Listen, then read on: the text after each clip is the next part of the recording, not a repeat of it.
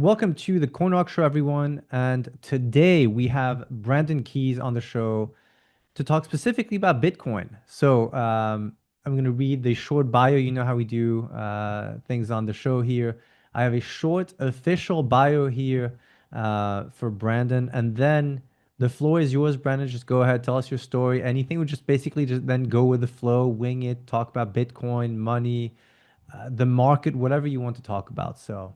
Uh, Brandon, and the official bio is the following. Brandon is the co-founder of Green Candle, a media company around Bitcoin and traditional financial topics. He conducts daily live streams, podcasts, and has spoken at Bitcoin conferences around the world. His mission is to bring Bitcoin and traditional financial topics in an easy and digestible manner to those around the world. Welcome to the show. That's the very short bio. Floor is yours. Go ahead.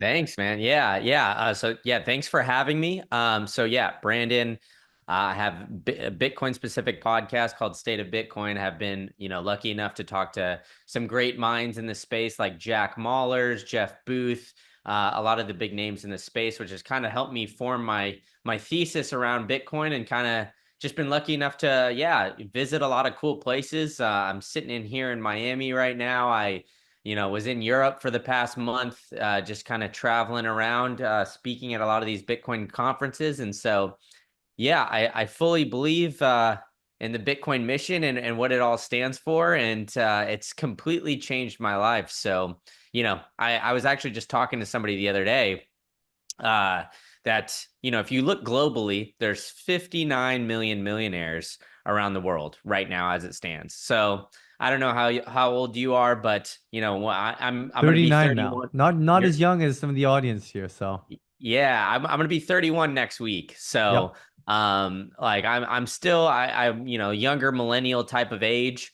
But you know, $1 million used to sound like a lot of money. Yep. I think when I was growing up, my parents would always, oh, you want to be a millionaire. Like, I don't know if you remember the show with Regis Philbin, and he had the veneers before they were cool with the white teeth and Even the everything. movies in the 80s, like the Eddie Murphy movie where they swap lives. Remember that one when being a millionaire was like the Rolls Royce, the driver, the cigars, and now it's like, it's changed. Yeah, now it's like $1 million isn't a lot of money. But the unique thing about Bitcoin is that obviously we have the fixed supply, and to get to a million sats or a million satoshis, 0.01 Bitcoin, it's about 12,000 or 1,200, excuse me, $1,200 right now as it stands.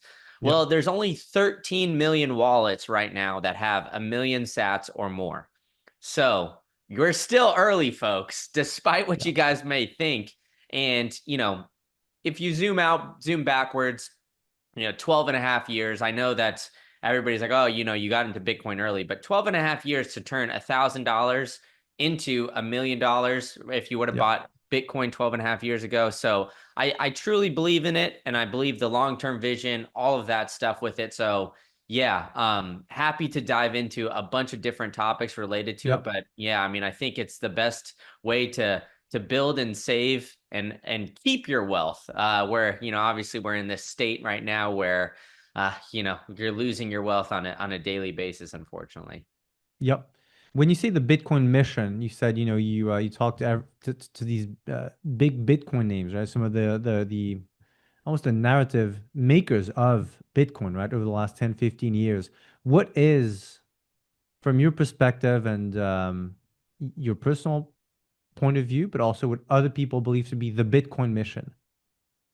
Yeah, that's a great question. So, in my opinion, Bitcoin is essentially just getting back to hard money principles. Yep. So it's very tough to work very hard for something where somebody could just print more of it.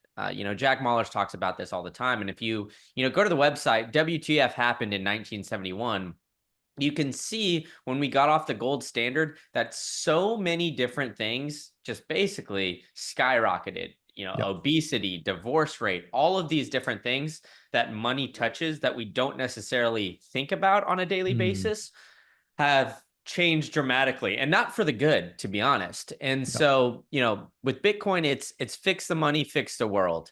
It's a truly decentralized money that takes the power away from the people. It takes the ability to be corrupted strictly out of that, Yep. and it allows people to essentially find what they really enjoy and do in life. I mean, I was just, like I said, in Europe for a month. You go around to some of these buildings, the architecture on some of these buildings that were built hundreds and hundreds of years ago is just absolutely incredible and mind-blowing. And then you go to the US and some cities here, it's like everything is seemingly cookie cutter. There's no real creativity. It's just crank it out, do everything very quickly because the margins are so slim. So Yep. the true mission of Bitcoin is essentially to help humans really excel and get to reach their true potential, and kind of avoid one of the man-made roadblocks that we have, which is the fiat currency that we currently use as the medium of exchange. So fix the money, fix the world. And, I think that's the main mission here. Yep. It's been interesting to see kind of the narrative shifts between different, so between Bitcoin and let's compare it to ETH because probably the top two most famous cryptos in the world. ETH has had and I mentioned this several times. It's really had and gone through an identity crisis over the years, and I love ETH, but at the same time, Bitcoin has always stayed very true to, and it has evolved, of course. Like initially, it was supposed to be this peer-to-peer exchange uh, mechanism, platform, highway. So it has evolved too. But when you look at the amount of spins or the amount of narratives for ETH compared to Bitcoin, Bitcoin has had much fewer takes, right? I remember distinctly when the Winklevoss brothers were trying to not trying because they did it, but were pushing out this message of digital gold. The message for Bitcoin has evolved. How do you see the evolution over the last 15 years now, and specifically where we are now in the market with adoption really climbing over the last 18 months? Yeah, so that's a great question. I still think we're going to get to that peer-to-peer cash system that Bitcoin was truly designed for, but we're going through the just general transition of hard money. So Yep. I had a great conversation with Mark Moss, and he kind of put it in, a 50-year cycle. So the first 10 years, it's retail, kind of playing around with it, which is what we saw from 2010 to 2020. The Yep. second decade here in 2020 to 2030 is going to be institution adopting it, putting it on the balance sheet, those kind of things, maybe touching the more of store of value. Then the third decade is going to be more governments. So we're seeing the United States government already start to dip their toe in just slightly. But to Yep. be honest, I don't think that we're going to see the United States government actually just full-fledged buying. Maybe they're going to try to find some of those budget neutral ways, like Yep. 2030, maybe next presidential cycle here in like 28 to 2032. I could see that happening. Right now, I feel like they're just going to kind of dip their toe in and see, experiment a little bit. Yep. And then that fourth decade, you'll start to see it be used more as a medium of exchange. So El Salvador is a great example, right? They went full-fledged legal tender right off the jump. Have And you been, by the way? yeah, I've been three Nice. times. Oh So wow, it's nice. it's cool, but about like 10 to 15% of merchants, maybe after the full thing, Yep. accept Bitcoin. Hmm. So still very minimal amount, but I mean, if you think about 10 to 15% of merchants in El Salvador compared to, not even 1% here in the United States, Yep. it is a dramatic difference. Now, they've had to back that off and Yep. kind of move in a different direction to help get funding from the IMF. And that's a whole nother rabbit hole that we could jump down maybe later if you'd like. But you'll see the medium of exchange start to really expand, I think, in like 10 to 15 years. Whereas like right now we're seeing or maybe 15 to 20 years, excuse me. And we're seeing right now the more of the institutional adoption, and we'll see the government adoption in the next 5 to 10 years. And then the last 10, we'll see it as like a unit of account. So instead of, I bought this Cuban coffee here for $3.50. I don't know if that was the exact price, but who knows? It's Miami. It was probably pretty expensive. Yep.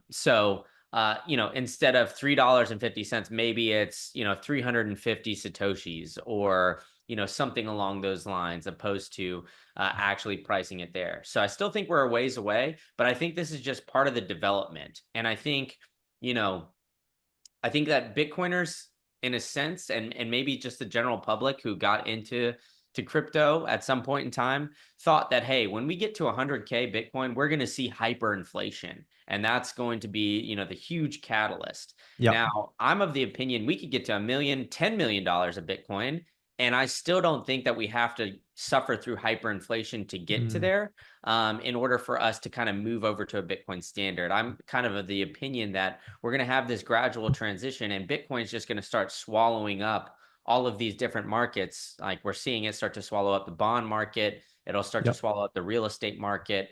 And that will see the giant price appreciation. And then over time, we'll get that development into the peer-to-peer cash where basically, you guys ask me, hey, you know what? Yeah, I want to sponsor the show, or I want to mow your lawn, or you want to mow my lawn, or do something like that.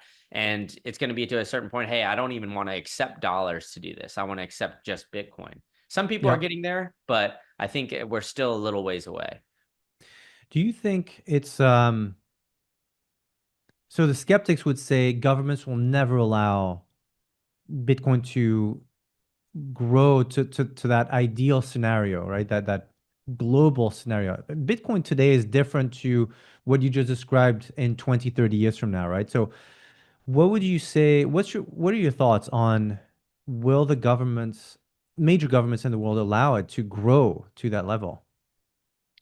Nothing stops this train. So where we're at right now is that we're going to have to print more money, whether you like it or Yeah. not. If you look at the amount of governmental spending, we've got the big beautiful bill, the BBB, similar to the Build Back Better, whatever you want, whatever Yeah. side of the coin you're on. The government, they have a spending problem.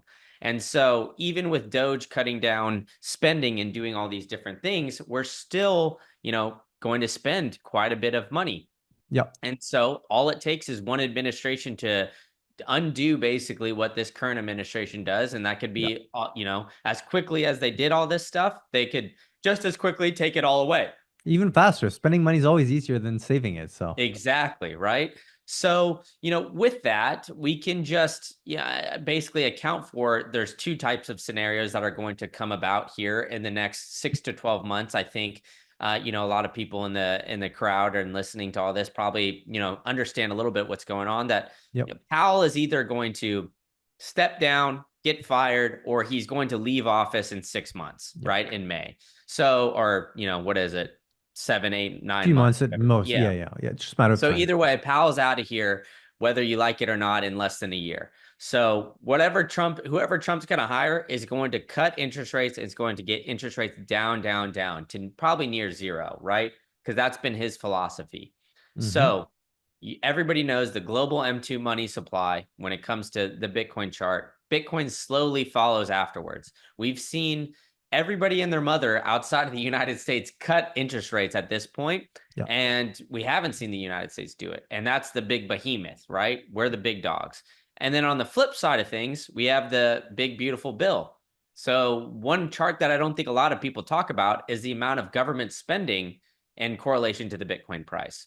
Mm. So government spending goes up. Coincidentally, Bitcoin price goes up because everybody sees that and uses that as a hedge against the US dollar. So no matter which way you shape it right now, whether we don't cut interest rates until Trump gets somebody in new, Yep. or we cut interest rates and we have the big beautiful bill, Bitcoin's price is going up towards the end of the year.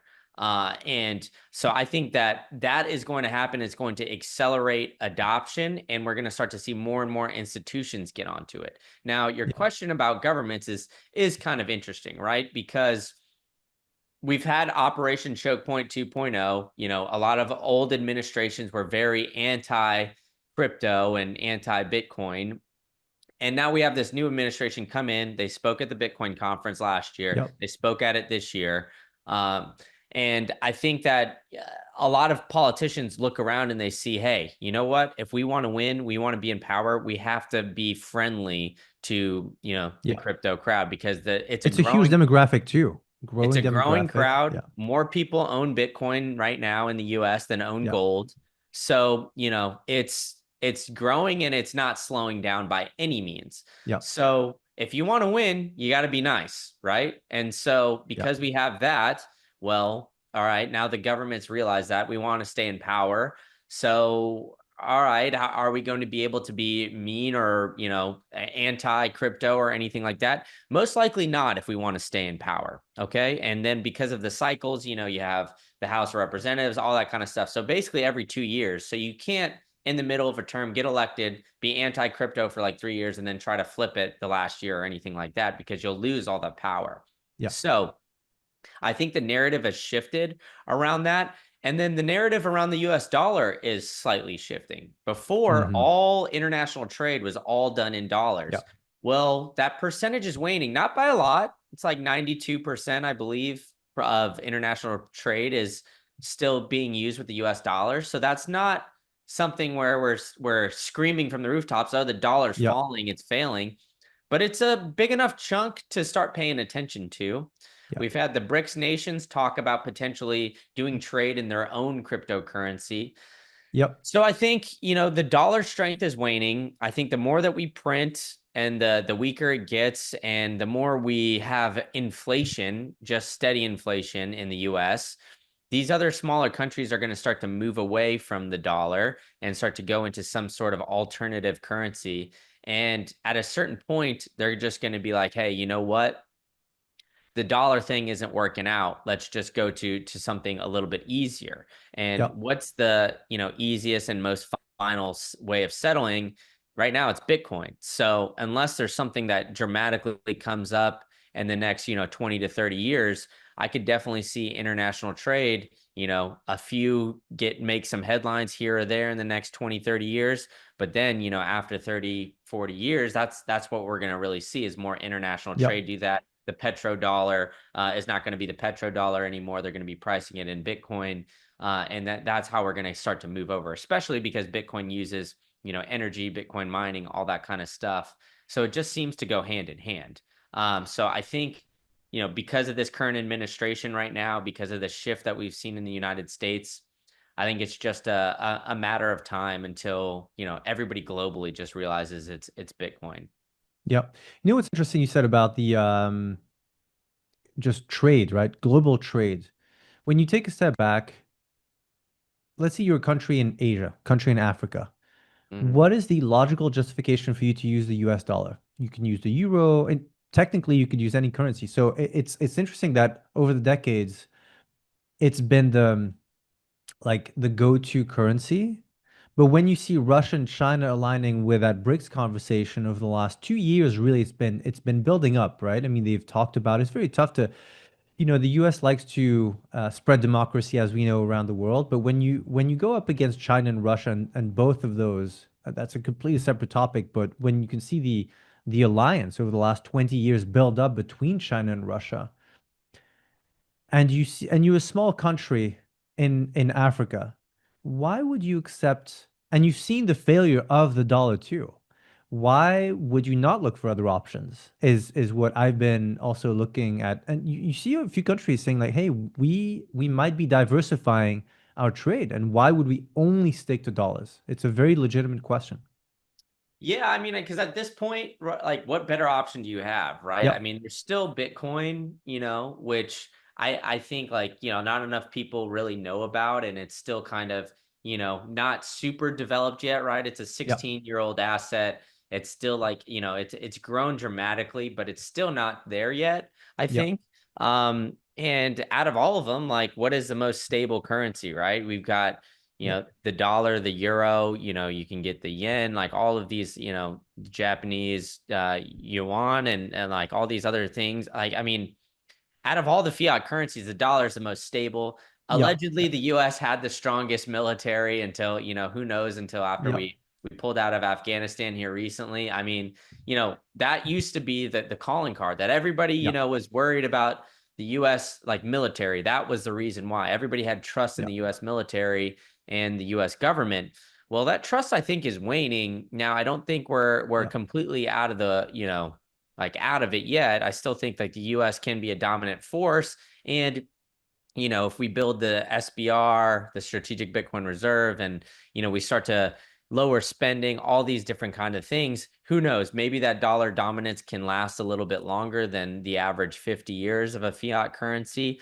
But, on the flip side of it, you never know. Like, right? Yeah. Like we could have people could hate this current administration and then vote back in, Kamala Harris Yeah. in 28, and then, who knows what happens then. Yeah. So a lot can change very quickly. And I think a lot of these governments around the world, they just simply just don't have a better alternative option at this point because, hey, you know what? Like, if I'm gonna go trade with you, Matthias, like, what do you want? Like, all right, maybe Yeah. you want Bitcoin because it's just me and you, but all right, if you go to 100 people down the street, if I go to 100 people and I try to buy, or try to sell empanadas, right? Like, or Yeah. something, how many of those people you think are going to pay me in Bitcoin? Yeah. Maybe two out of 100, maybe just one, like if I'm lucky. Like there's a very small percentage chance of people in like what you would call maybe a crypto hub that would be Yeah. willing to do Yeah. that, because people still look at it as a store of value. So when you look at like a depreciating currency and the way that Bitcoin, I think, is looked at right now as a store of value, you want to spend the depreciating currency, and so there's still that resistance to go to maybe a harder money aspect of things. And that essentially Yeah. changes all of our spending habits, right? Because right now, the US is the number one consumer economy in the world, right? I mean, that's why this whole tariff debacle kind of Yeah. went under wraps.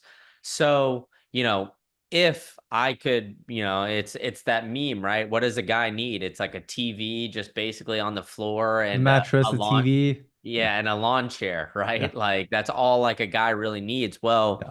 you know, I'm sitting in this Airbnb and it's got, a couch, tables, all these different things here. Like, well, if you look at it in that perspective, all right, well, why do I need this table? I could have just sold this table, bought Bitcoin instead, and then I could have bought 10 tables in, a month's time or Yeah. something along those lines. So I think, it kind of just changes those spending habits. And I don't think like mentally, the consumer is there just yet to kind of Yeah. flip it on its head and do that, right? We're still a very minimal savings economy. And so that's why I think just in general, people are still using the dollar because it's a better medium of exchange, to be honest right now. Yeah. Hey, Matthias here, and if you're enjoying this and want access to even more alpha, early stage deals and opportunities, and also behind the scenes insights on the markets, hit the link in the description and make sure you're subscribed. It's free and it puts you ahead of the curve. Let's get back to the show. Shifting gears to Bitcoin treasury companies, big Mm-hmm. boom over the last really 6 months, big acceleration across like just the world, a lot more of these companies popping up. What's your view on strategy, MicroStrategy being the first one, of course, but then now hundreds of these companies um, going public any way they can to buy Bitcoin. So what's your view? It is a new phenomenon. We haven't seen that. So I know you're very connected in that community. What's the what are the conversations behind the scenes? Yeah, so there was two big rulings that happened last year, November, December time. One was the FASB, which is essentially changing the accounting rules to allow for Mm. Bitcoin on the balance sheet to be counted as profit. This is So in the US? yes, this is Yeah, in the yeah. US. So it's FASB, I believe. And I just, Okay. yeah. Yeah. But anyway, it's a new accounting rule. So every publicly traded company, if you hold Bitcoin on your balance sheet or any other type of asset, whether it's gold, whatever, you can report that as earnings. So now Yeah. you're, reporting positive earnings for your shareholders. So, out of, I think there's 10 companies globally that reported like 10 billion in revenue in a single quarter. And Strategy was one of those. Yeah. And what does Strategy do? It's essentially just a Bitcoin holding company at this point, right? Yeah. So, they've now got over 600,000 Bitcoin on their balance sheet. They've been literally buying every single week except for 2 weeks They've announced a buy this Yep. entire year, so they keep doubling and tripling down. We'll see MicroStrategy get into the S&P 500 probably September, November time. To Yep. be that those are the current estimates, and then all bets are off. So we've seen basically 30 companies come on board, or 30 companies were on board this time last year. Now there's Yep. like 140. So we're seeing that growth be exponential as you lined out here earlier. And I think that, that's not going to slow down. I mean, Mm. cash is trash at this point. Everybody, like the Fed is telling you that our goal is to inflate your cash away by 2%. So Yep. what benefit do you have to really hold a bunch of cash on your balance sheet, especially if it's like, all right, you know what? I'm going to hold 3 6 months worth of runway cash, and then the rest, like, it just keeps building up. But what are you going to do with Yep. that cash? Just make it sit there? Maybe you can only grow so much, hire so many employees. Like, at a Yep. certain point, like if your company is doing well, you should just put that in Bitcoin, because then you could take more risks. And that's what we've seen with strategy. There's Similar Yep. Scientific, which is a more of like a healthcare company that's doing it. And I've had Eric on the podcast, and he's kind of talked about how there's differences between these Bitcoin holding companies and then now Yep. companies that are just putting it on the balance sheet. So I think eventually everybody's going to get to that point, and I think it's a big positive for the way people will be operating business. But there is one caveat here. I do think that there are going to be a lot of companies that this is the new hot wave. This is what they want to do. There are going Yep. to be some that potentially blow up this time. So I would be very cautious when you're looking at some of these. Like, not everything is as good as it seems. You need to do your due diligence and really look at a company's balance sheet, look into the CEOs, because there are going to be people that, like you said, that this thing is exploding. So Yep. I want to jump on this train and, buy a bunch of Bitcoin. Well, you know, be very cautious with that, because, obviously strategy seems like one that's basically like never going to go away. And they're at a certain point right now where I think Bitcoin would almost have to like go under 10 grand or completely fail in order for them to fail. And I don't think that that's ever going to happen again. So I was actually going to ask you, what is there's so much honestly lack of knowledge around the liquidation. Does he get liquidated? Remember that those rumors 2 3 years ago, yeah. the big boys are not going to let this fly until they liquidate Sailor. And you remember that that narrative on Twitter. What's your view on that, and what are the facts actually behind strategy? Yeah, that's a great question. So they're essentially just, issuing more and more debt in order to buy more and more Bitcoin, right? Yep. They're issuing all these different products. So in order for strategy to get liquidated, you would need basically you would need Bitcoin to crash to exponential lows, and then you would also need everybody who owns like Strike, Strife, Stride, all of these big products to Yep. sell off as well. But the caveat is these big products like essentially are bonds, and they're offering them to big Yep. giant holders like insurance companies, pension funds, sovereign wealth funds, like all of these big players. And so when these guys invest into these things, they're long-term investments. So they're not Yep. just like going to the retail traders where, hey, you know what, I'm going to short the shit out of all of this Yep. and just try to crash it. Like, no, no, no, that's not going to happen with these guys. So I mean, there's of course like some sort of risk, and it's not 100% guarantee, but I would say there's probably like a 99% chance that MSTR will not get liquidated with all of this, just because of so many different factors, so many people having to just basically pull off. It would basically be like, you would have to have Michael Saylor be looked at as like, I don't know, some crazy Yep.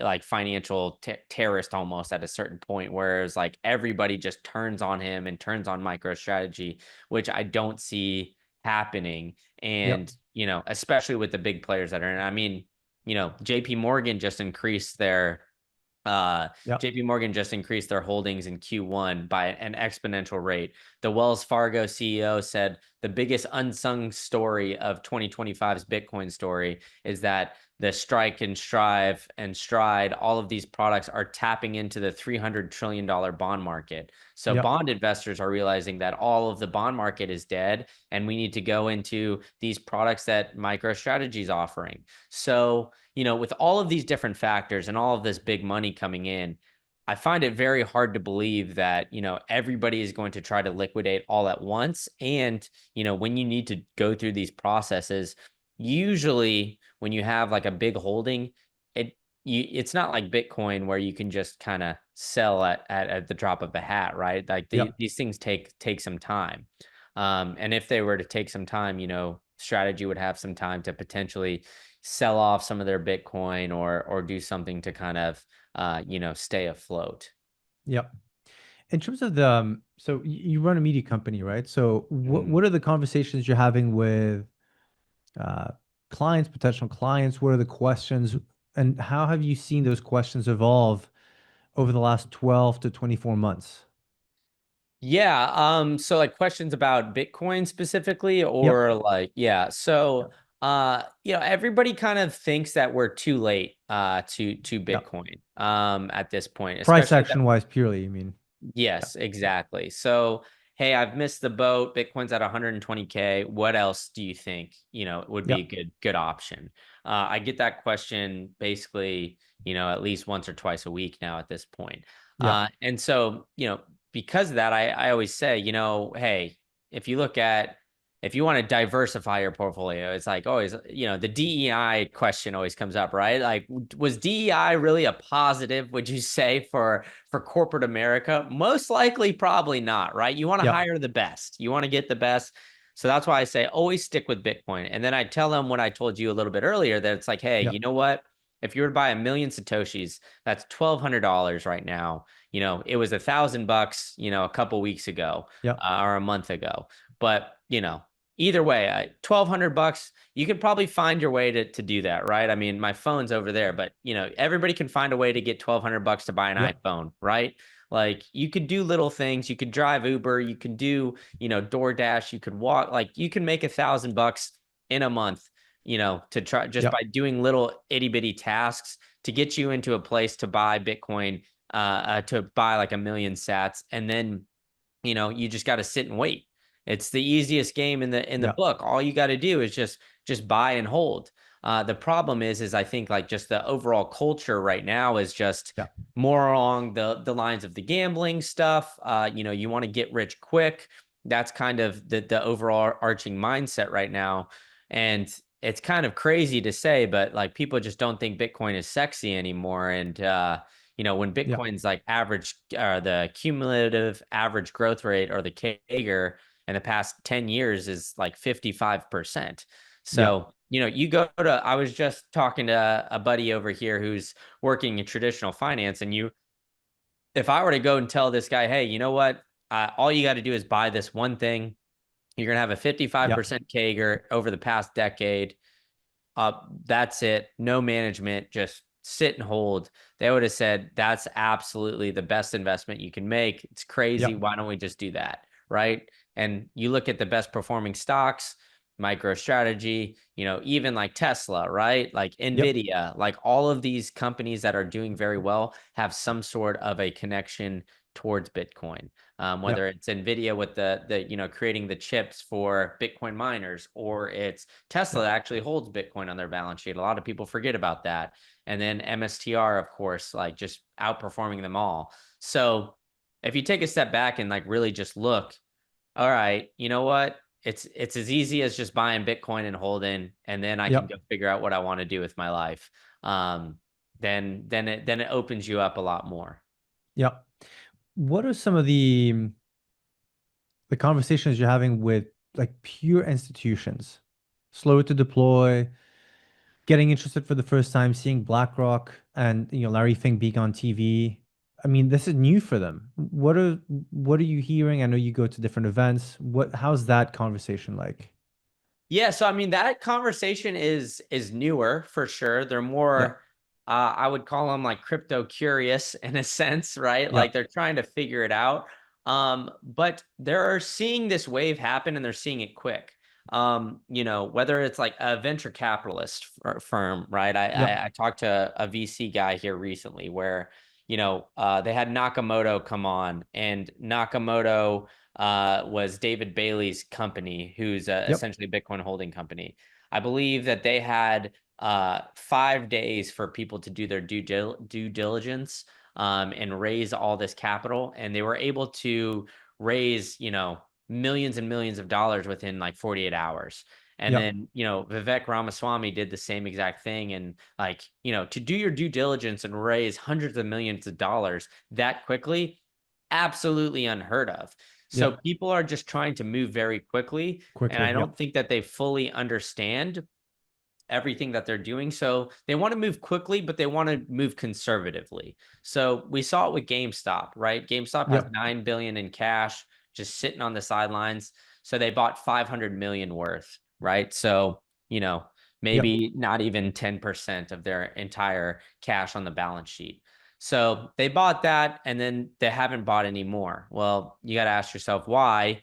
And I think that they're just kind of doing a wait and see approach. And I think that's what a lot of these companies are, Yep. kind of wanting to do right now, is they've looked into this Bitcoin thing. Maybe they have a couple Bitcoiners on the board, or maybe they have, some things like that. But we also get companies like, you know, I haven't talked to anybody at Microsoft or at Yeah. Meta The or any of big these top places. 50, Fortune 50. Yep. Yeah, I haven't talked to any of those big guys, but they've all shut it down like in Yep. recent votes, right? So I do think a Mag 7 is going to come at some point, maybe this year, maybe early Yep. next year.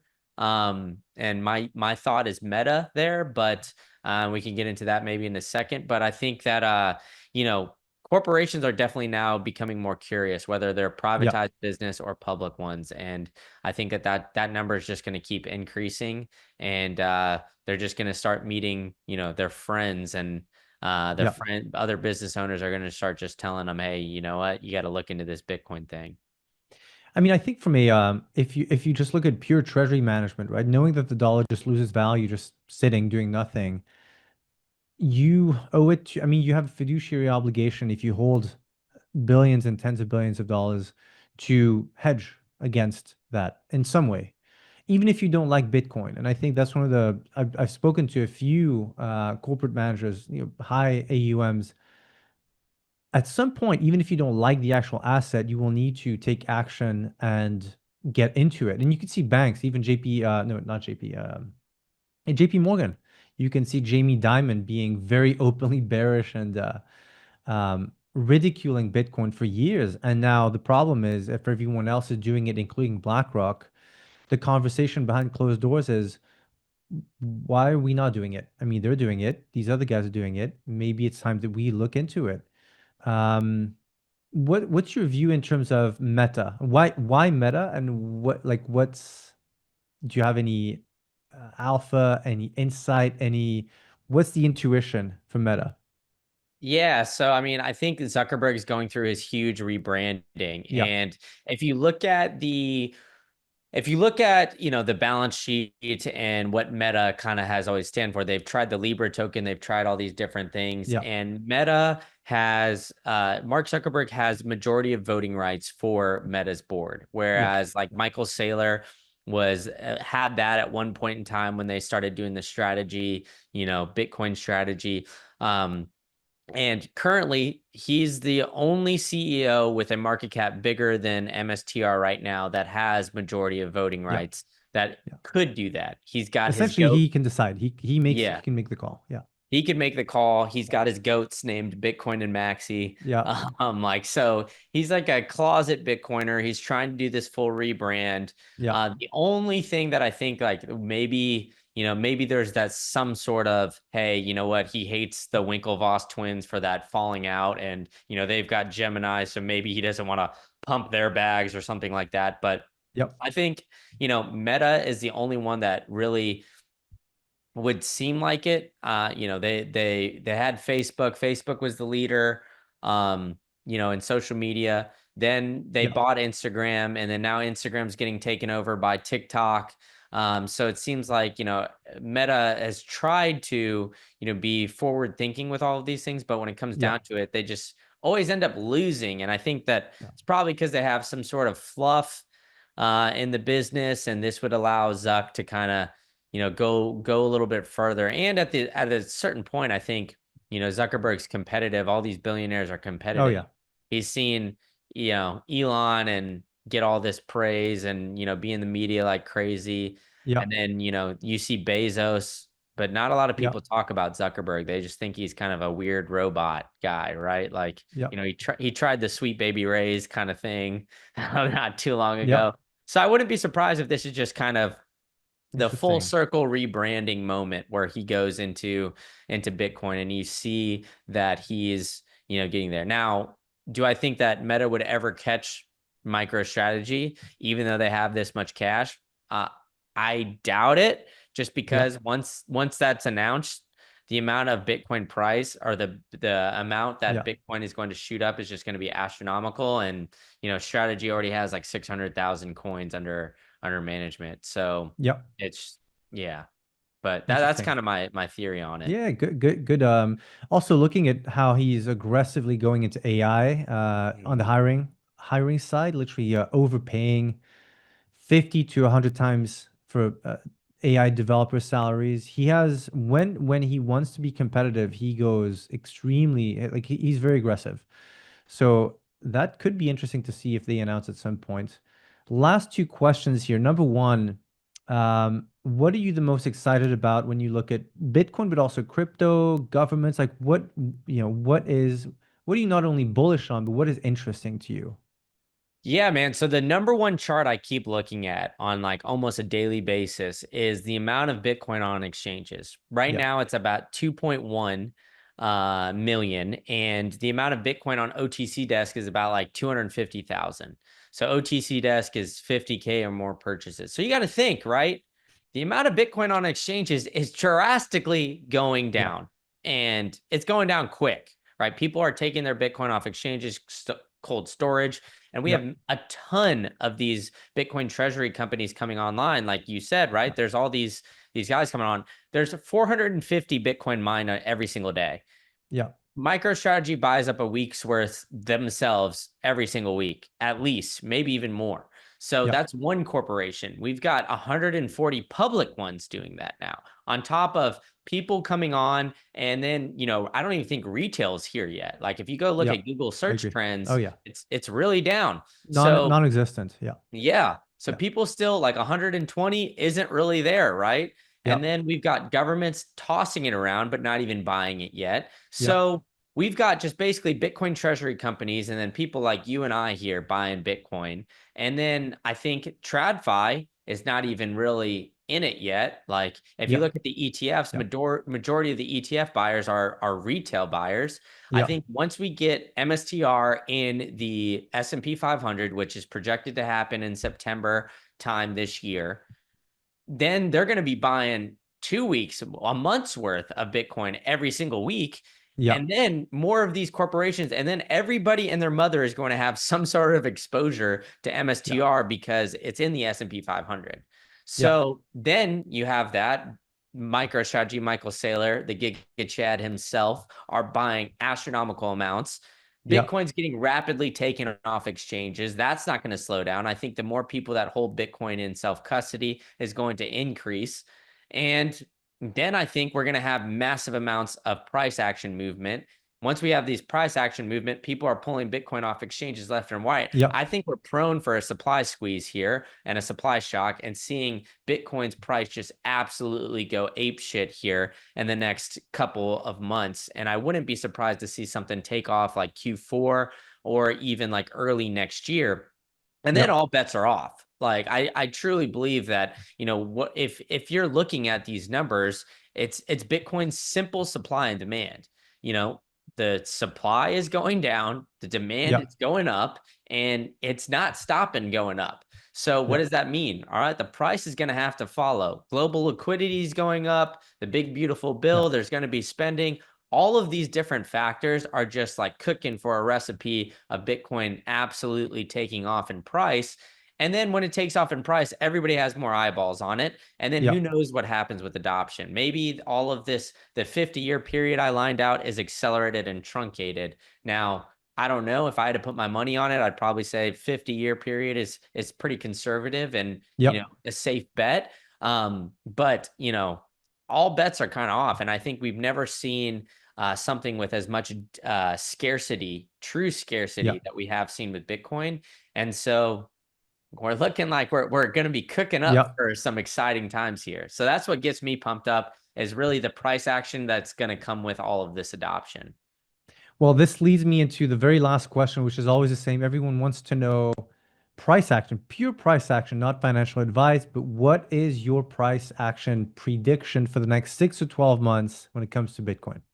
Yeah, so I think 250K is very conservative towards the end of the year. Yep. I think that we're going to start to see in the next 12 months that really accelerates. So, Hmm. everybody wants to say that $1 million a coin. I would not doubt if we start to get to there and we start to touch that. But I think 250 to 850, that range, I know it's Yep. very big, but I think that we're going to start to get to there. And I said like at the beginning of this year, without the SBR, I thought Yep. 250 was easy. So I think that we were going to hit that. I think we are going to hit that this year. And I don't think that's really without any question. It's just once we get that 200 to 300,000, how many players are really coming in and seeing it take Yep. off? And then I also think we're going to have that mental barrier around that 1 million a coin, kind of similar to what we had with 100,000, where it took a little Yep. bit, and then all of a sudden we saw it take off. So I think we'll see that. But I wouldn't be surprised to see next year 850 to inching up on that 1 million a coin, and then Wow. hey, we're getting all bets are off. Wow, those are big numbers. That will be clipped and reeled. So no, I appreciate it. Any last closing statements here? Any last words before we wrap it up? No, man. Thanks for having me. Go ahead. Yep. Make sure you guys are liking and subscribing to this man's channel. Yep. If you want Thank to you. hear me rant a little bit more, check For out Green sure. Candle. So And green candle, and we will link everything around anyway. So yeah. yeah, yeah. So go ahead and do all that. And yeah, man, thanks so much for having me. Yep.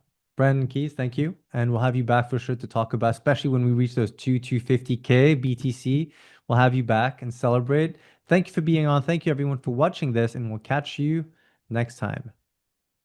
Hey, thanks for watching. If you got value from this episode, you're going to love what's coming next. So subscribe now. We drop new episodes and videos several times a week featuring power players, market movers, and insiders from the financial world.